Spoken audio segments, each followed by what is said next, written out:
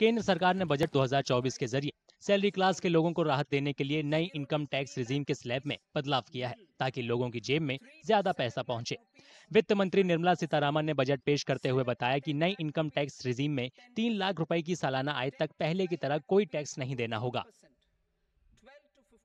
In the new tax regime, the tax rate structure is proposed to be revised as follows: 0 to 3 lakh rupees, nil; 3 to 7 lakh rupees, 5%; 7 to 10 lakh rupees, 10%; 10 to 12 lakh rupees, 15%; 12 to 15 lakh rupees, 20%; and above 15 lakh rupees, 30%.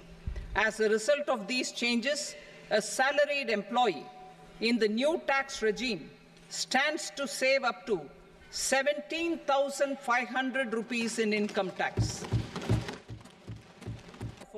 मौजूदा नए income tax regime में 3 से 6 लाख रुपए के बीच की आय पर 5% tax लगता है। वहीं 6 से 9 लाख रुपए तक की आय पर 10% टैक्स देना पड़ता है।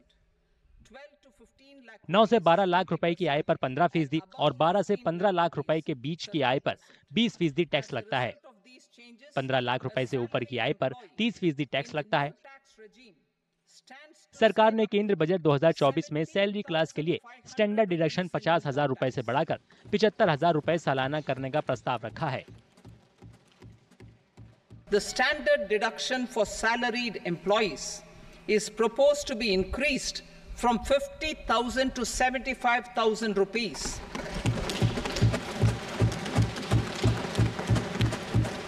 Similarly, deduction on family pension for pensioners is proposed to be enhanced from 15,000 to 25,000 rupees.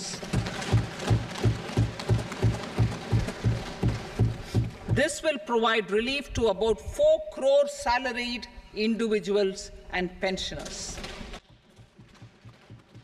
पिछले फाइनेंशियल ईयर में 2/3 से ज्यादा पर्सनल टैक्स पेयर्स ने नए इनकम टैक्स रिजीम का फायदा उठाया है।